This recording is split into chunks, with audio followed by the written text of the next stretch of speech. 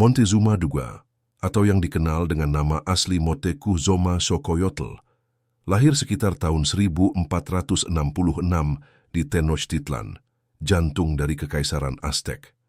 Ia berasal dari garis bangsawan tinggi, cucu dari Kaisar Itzcoatl dan keponakan Kaisar Axayacatl, dua pemimpin besar yang memperluas wilayah Aztec. Sejak muda, Montezuma menunjukkan kecerdasan luar biasa dalam filsafat, ritual keagamaan, dan seni berperang.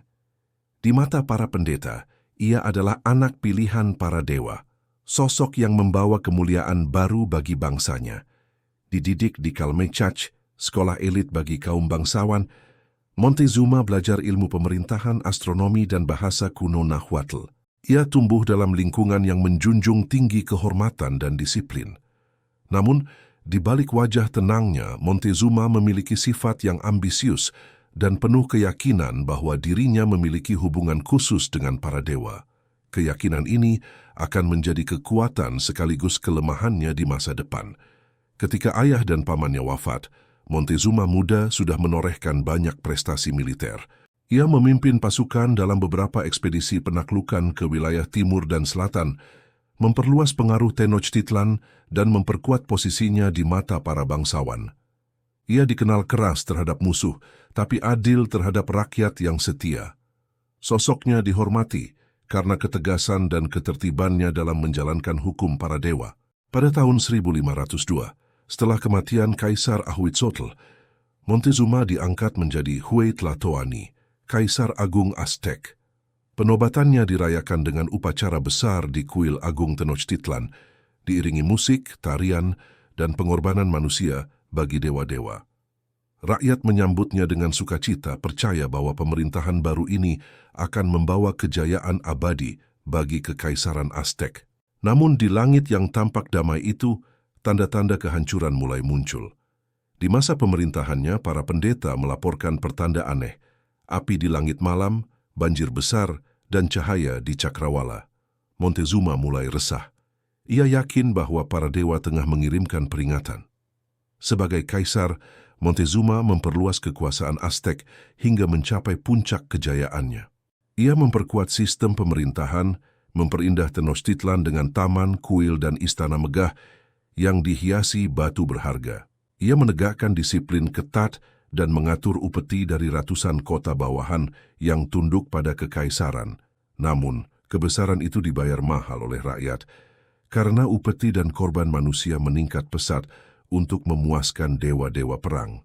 Montezuma dikenal religius dan sangat mempercayai ramalan. Ia sering berkonsultasi dengan para imam tinggi dan dukun untuk menafsirkan tanda-tanda dari langit. Salah satu ramalan yang paling membuatnya gelisah adalah kisah tentang Quetzalcoatl, dewa berbulu ular yang diyakini akan kembali dari arah timur untuk merebut takhta Aztec. Ramalan itu akan menghantui pikirannya ketika berita tentang kedatangan orang asing di pantai timur Meksiko mulai tersebar. Pada tahun 1519, laporan datang bahwa makhluk-makhluk aneh berkulit putih, berpakaian besi, dan menunggang hewan besar telah mendarat di pesisir. Mereka dipimpin oleh seorang pria bernama Hernán Cortés. Bagi Montezuma, kabar itu seperti bayangan dari ramalan lama. Ia mulai percaya bahwa Cortés mungkin adalah jelmaan Quetzalcoatl yang kembali menuntut tahtanya. Ketakutan bercampur rasa kagum membuat Montezuma memilih jalan diplomasi. Ia mengirim utusan dengan hadiah emas, batu permata, dan pakaian indah untuk menyambut tamu-tamu surgawi itu. Namun, niat baik itu justru memicu keserakahan. Cortés melihat kekayaan Aztec dan memutuskan untuk menaklukkan Tenochtitlan. Tanpa disadari, Montezuma telah membuka pintu bagi kehancuran kekaisaran yang dibangunnya dengan megah. Di balik tembok istananya, Montezuma mulai terombang-ambing antara keyakinan religius dan rasa takut.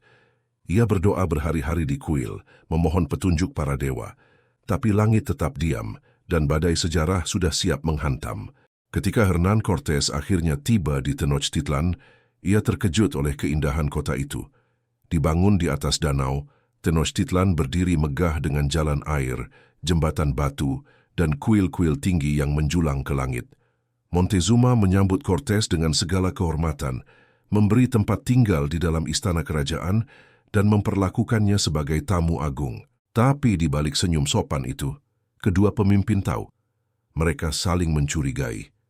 Dalam beberapa minggu, Cortes mulai memahami struktur politik Aztec dan menyadari kekuatan sebenarnya berada di tangan Montezuma. Dengan strategi licik, ia menawan sang kaisar di istananya sendiri dan memerintah melalui dirinya.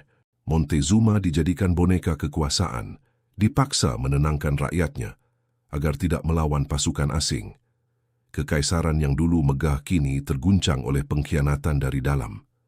Namun, rakyat Tenochtitlan tak tinggal diam. Mereka marah melihat kaisar mereka dipermalukan oleh orang asing. Ketegangan meningkat hingga akhirnya meledak menjadi pemberontakan besar pada tahun 1520. Pasukan Aztec menyerang para penakluk Spanyol di seluruh kota. Dalam kekacauan itu, Montezuma berusaha menenangkan rakyatnya dari balkon istana.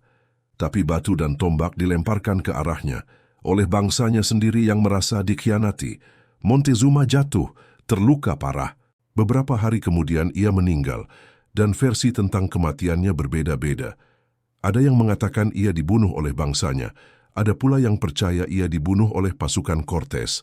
Yang pasti, dengan kematiannya, berakhirlah kepemimpinan terakhir yang sah dari Kekaisaran Aztec.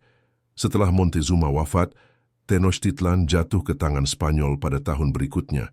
Kota megah itu dihancurkan. Kuil-kuil dibakar dan darah mengalir di jalanan. Dewa-dewa Aztec seolah bungkam, dan peradaban besar itu pun runtuh dalam waktu singkat. Setelah kematian Montezuma, nama dan kisahnya menjadi legenda di antara suku-suku asli Meksiko. Sebagian mengutuknya sebagai penguasa lemah yang mempercayai ramalan lebih dari kenyataan. Namun banyak juga yang memandangnya sebagai simbol kebesaran terakhir peradaban Aztec. Penguasa yang berusaha menjaga kedamaian di tengah kekacauan dunia yang sedang berubah. Bagi bangsa Spanyol, Montezuma menjadi simbol penaklukan dan awal dari dunia baru. Tapi bagi rakyatnya, ia tetap diingat sebagai kaisar yang berani menghadapi takdir, meski tahu ia tidak bisa menghindarinya. Dalam doa-doa rakyat pribumi, namanya disebut dengan hormat, seolah memohon agar arwahnya tetap menjaga tanah leluhur dari kehancuran total. Sisa-sisa kejayaan Aztec masih bisa ditemukan dalam reruntuhan Tenochtitlan yang kini berdiri di bawah kota modern Meksiko.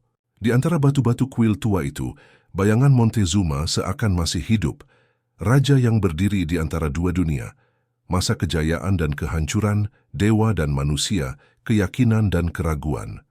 Montezuma II adalah kisah tentang benturan dua peradaban, satu di puncak spiritualitas kuno, satu lagi dengan semangat penaklukan dunia baru. Pertemuan mereka menandai berakhirnya satu era dan lahirnya bab baru dalam sejarah manusia. Ia bukan sekadar kaisar terakhir, melainkan saksi dari akhir dunia lamanya sendiri.